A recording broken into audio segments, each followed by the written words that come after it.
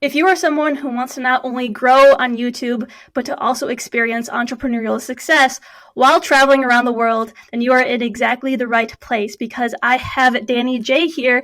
And it's so funny because when I first came across her, I was so blown away because she's practically like a future version of myself, because our funnels are aligned, our niche is the same, but she is a few steps ahead of me when it comes to channel growth, traveling, and business success. And so I took this opportunity today to interview her because I know many of you watching are striving for a similar dream outcome.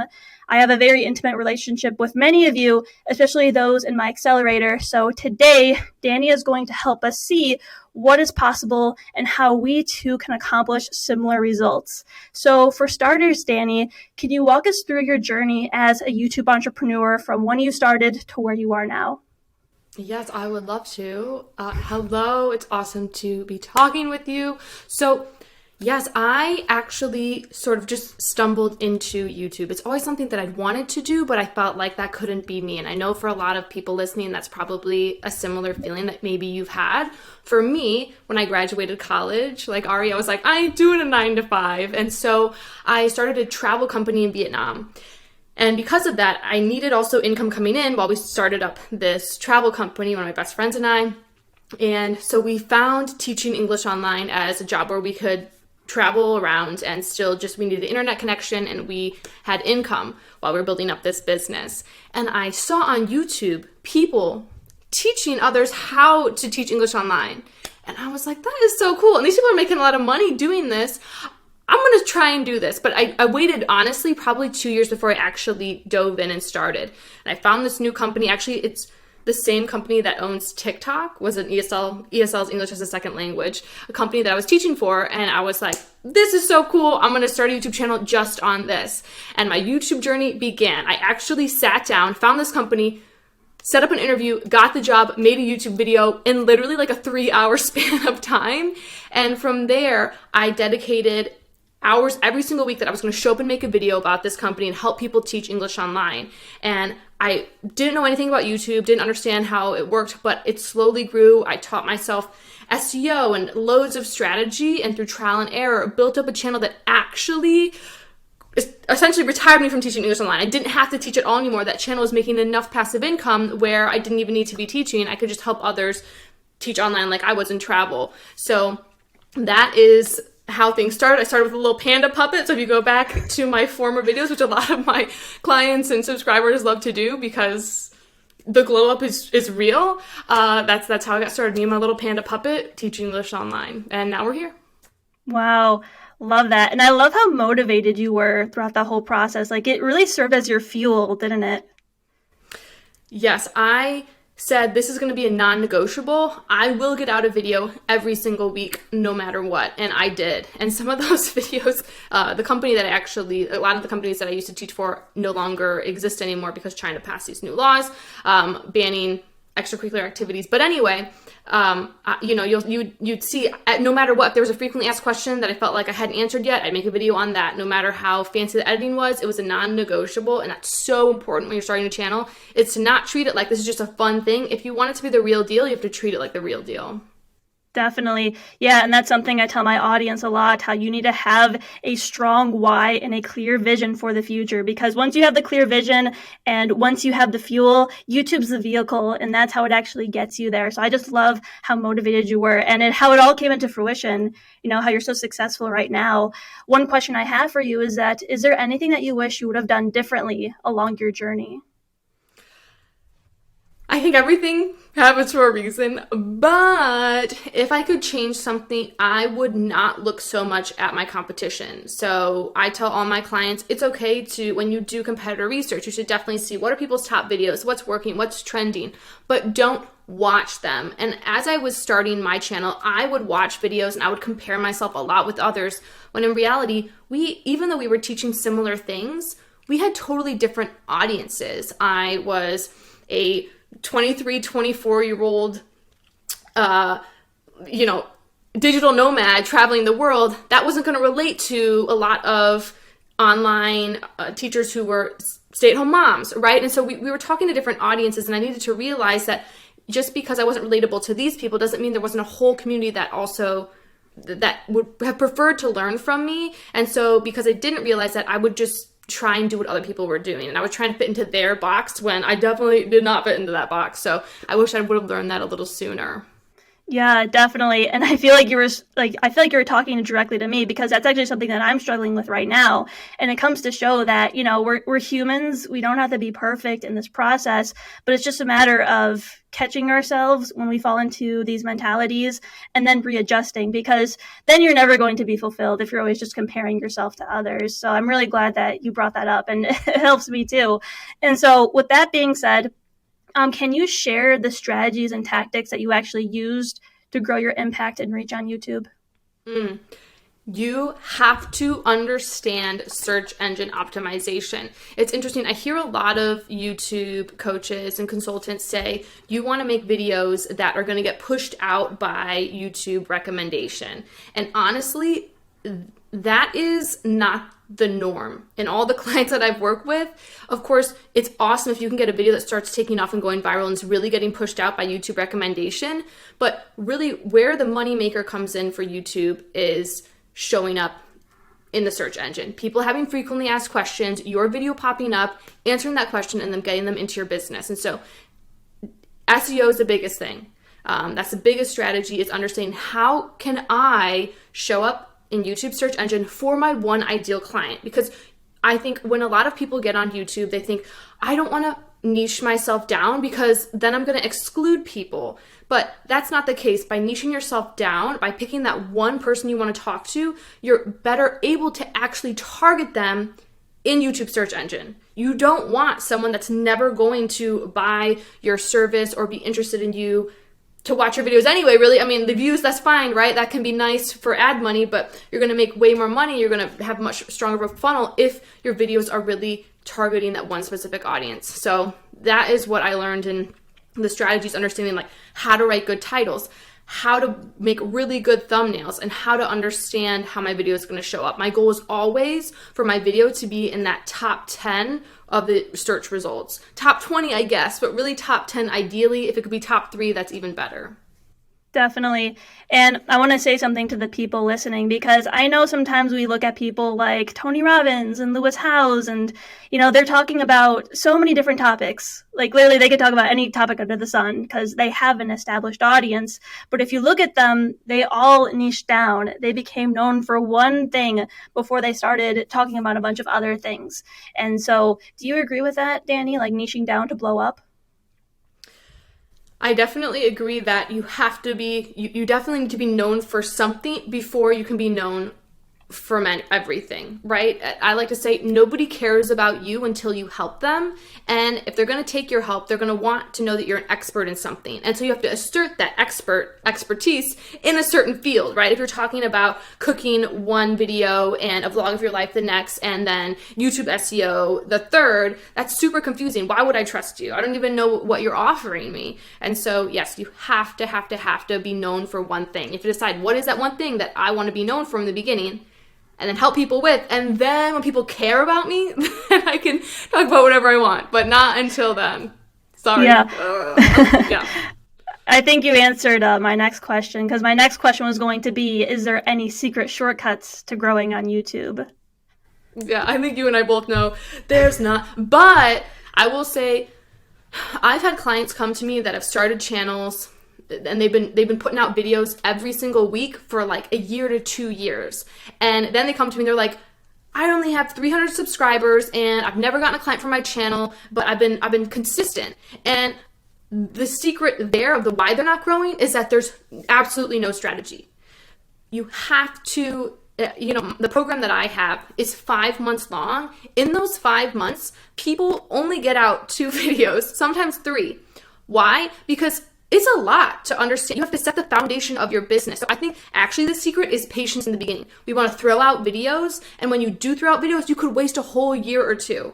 If you can stop and you can say, I'm going to set up a strong foundation understanding who actually I am, who's the one person I'm talking to, how do I show up in search, how do I create bingeable content, how do I write good scripts, how do I create good thumbnails, all of these things, and you set it up and you have a clear system, and then you start, you are going to scale so much faster. So I think that's the secret sauce, is actually waiting to start building out that strategy, right? Hiring on someone who knows before you, or like putting in the work yourself if that's the route you go. But for me, I know maybe for you, like I wish that I would have invested in myself sooner in my journey than waiting and trying to do everything myself and not paying for that blueprint. I definitely agree with that, because I feel like, to answer this question, like, no, there is no like secret on YouTube, like some secret hack to, getting all these subscribers and views. However, if you decide to invest in a teacher like Danie or myself, then you can get there much faster, because then you have the right strategy and you're not just throwing mud against the wall, as we can call it. And this is actually very interesting, because it leads me into my next question, because when I was going through your channel, you had one video, forget what it was titled, but there was one video where you were showing your analytics, and in May and September of 2022, you had these big spikes in your growth. And so can you share with us how, what caused that? Like, was it luck? Was there some specific tactic? Was it like a short? What was that? Vlogs. So something that I've started to do somewhat recently on my channel is, I always tell my clients to wait on doing the vlogs. Like, don't start off doing vlogging, but I had 2 vlogs that really took off, and so that was awesome for my channel. But honestly, they aren't the money makers of my channel. So am I happy that they got a lot of views? Yes, but really, I prefer my videos that show up on YouTube search engine more, and they make me more money. But these are making me money in ads, so that's awesome. And I like to be able to now show more of my life, of like what it really is like to work online and be a digital nomad, and have that side of things. It's sort of this, now I feel like, as I've grown, more of actually like a creative outlet where people in my audience can get to know me more. And so it's been a really fun process starting to get into vlogs. But I do have a video that you should check out if you're interested in vlogging, anyone listening, where I show you, like, vlogs should definitely still be optimized to pull people into your business. If you have a channel for your business, you're not just talking about your life, you're being really strategic about what you're saying, and in terms of like sharing with people who you are and what you offer. I'll definitely link that video down below. I need to check it out myself. So yeah, that's awesome. And I think it does help you indirectly, because like you said, it builds trust and it builds attraction, because, when people see a YouTuber, like, they want to get to know them, and like just feeling more connected can lead them to actually making a purchase. So I'm really glad that you shared that. And so you mentioned this earlier, but I wanted to bring it up again, because I know a lot of the people watching as well on my channel, they've been posting for a while, but they haven't been seeing much success. So what other advice would you give to someone like that? For a while and you haven't seen a lot of success, I would ask, first off, what are you defining as success? If those videos are bringing you clients into your business, I would say that's success. Don't worry about the view count. I have a client who, she's got a video with 300 views, and it has pulled her like every month super high ticket clients. So for that, I'd be like, oh, that's not a low view count. That is a very high value view count, right? So it depends on what you're defining it as. But I would say, if you aren't getting any clients from it and people aren't engaging with it either, so if people aren't in the comments like asking you questions and wanting to know more or engage with you, then I would probably say you need to go back and deeply analyze your one ideal audience member. And that's something every single one of the calls I do for Magnetic Creator Academy, and my clients, at first they'll roll their eyes, because every call I say, write down who is the one person that you're talking to. Who's your ideal client avatar? What is that person's fake name? What are her likes? What are her dislikes? All these things I make you write out over and over and over again, because it's so easy to get distracted and start talking about other things, or to other people, or to different audiences.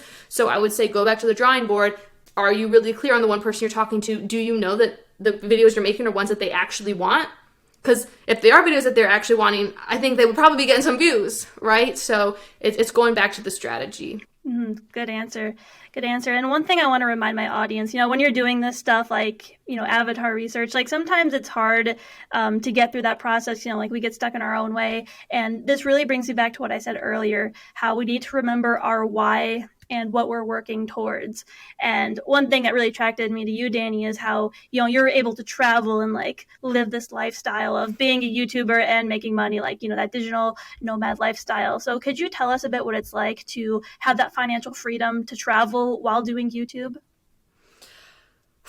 It is, there is no quite freedom that's I will say, like, it's the best. I feel truly grateful, and I do not take it for granted at all. But that also took me, having some months where when I was first building things out, like, making $800 a month, whereas now hitting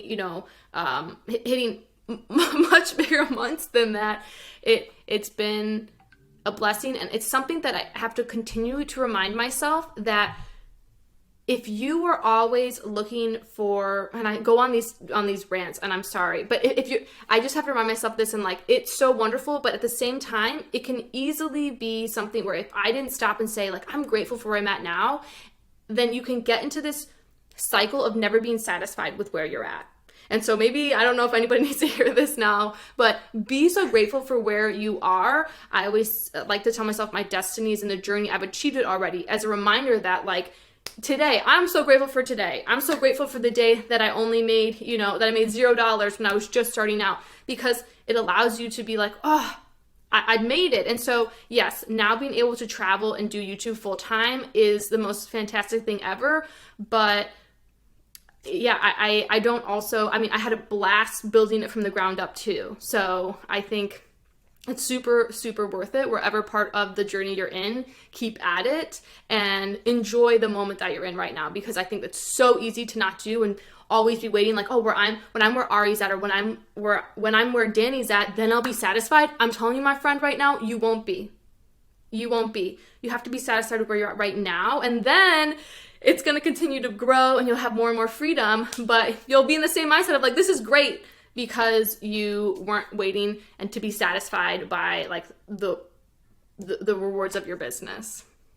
Definitely. And it's funny, we're so in alignment, because again, we're human. Even I catch myself sometimes falling into that mindset. And so the distinction that I make is shifting from the left brain to the right brain, because yes, YouTube is a lot of left brain thinking, like logical SEO strategy, but it's also the right brain. And what that entails is tapping into our true essence, like the inner child, the gratitude, the playfulness. Like, that's where the journey gets fun. And it's cool because like then you show up better on camera, and that's what people are attracted to. Like, even you, Danie, that's what attracted me to you. Like, in your videos, like, I don't know, like, you're very like playful, you're very funny, like, just in your demeanor.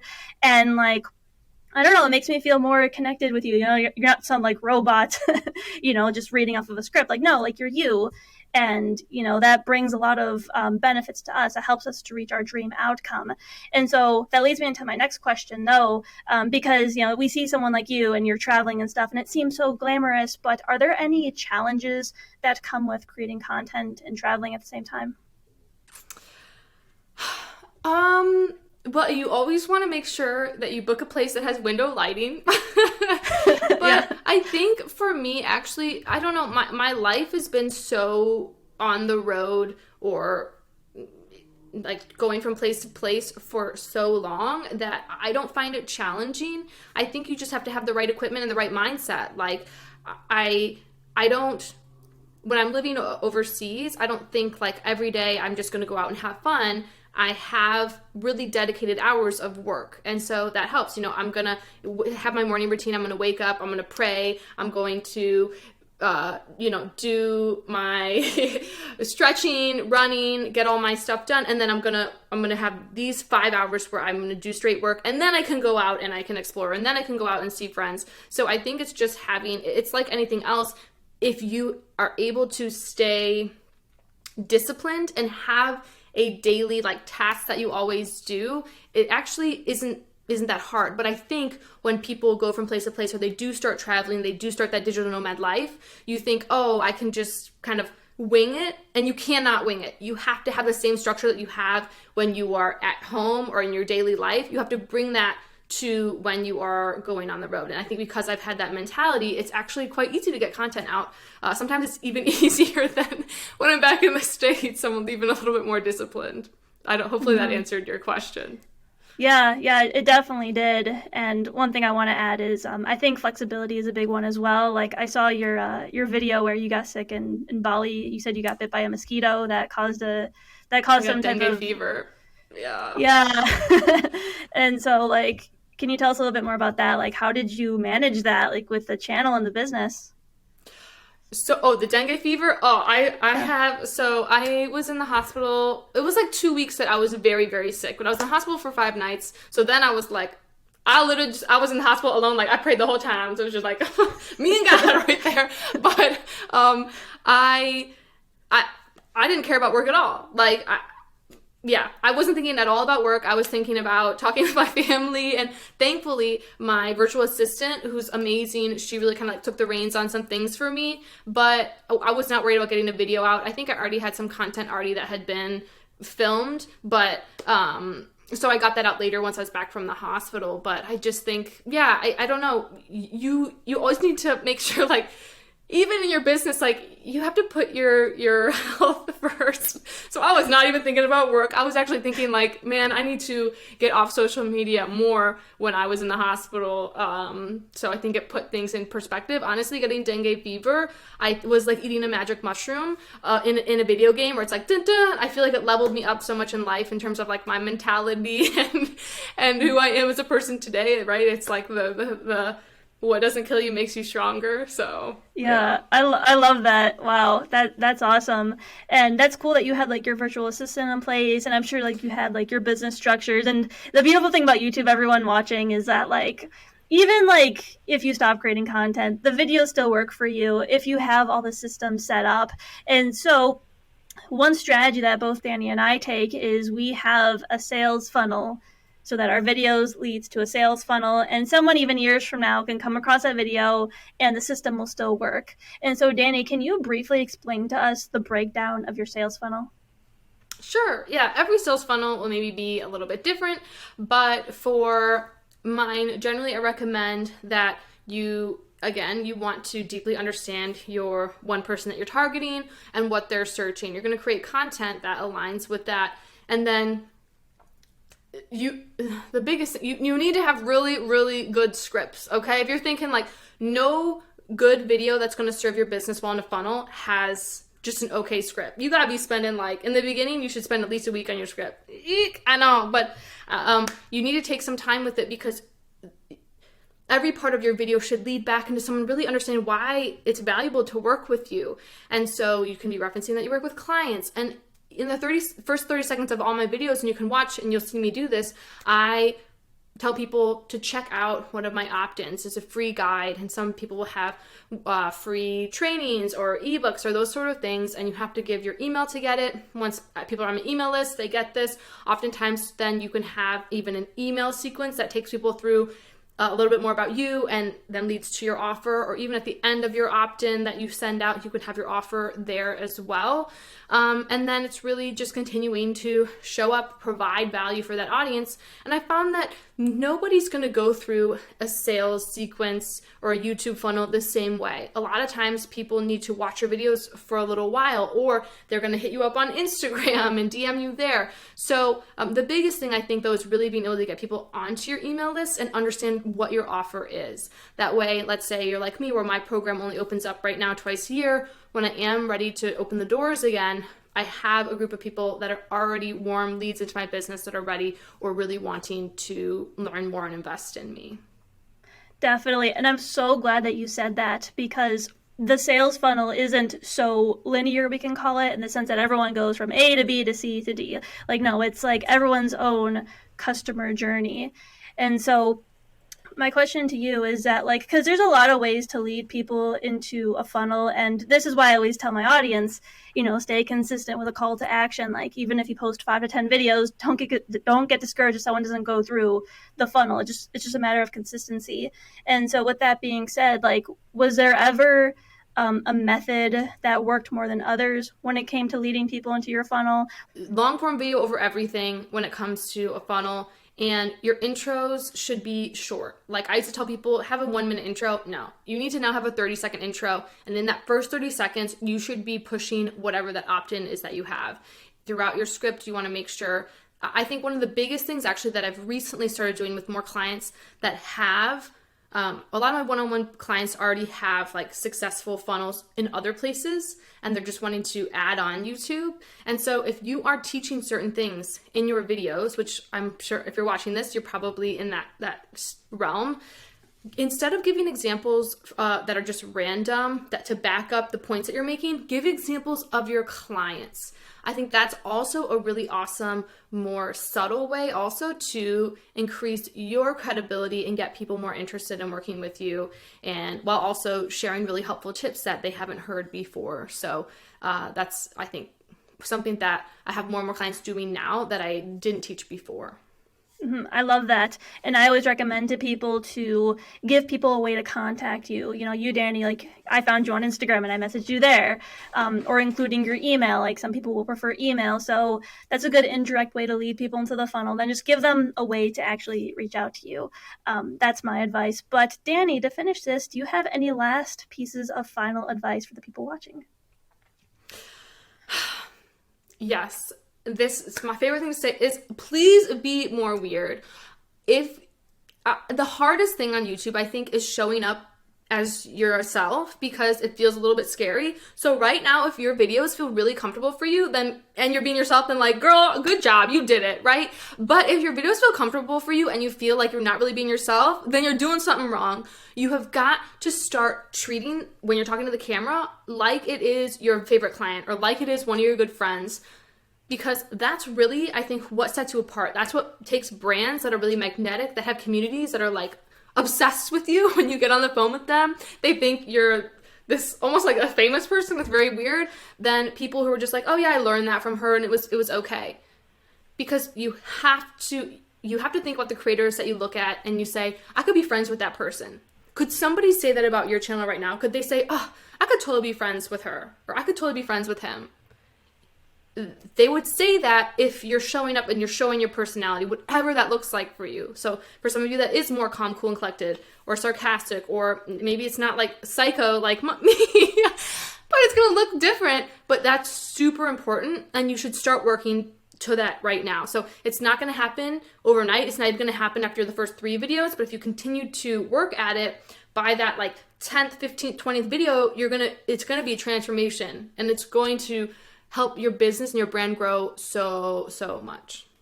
I love that. I absolutely love that. And it's funny you say that because a lot of my clients, they say like, you know, when I started being myself, that's when all the magic happened. Like one client in particular, like she loves to dance in her videos while like pointing at the screen.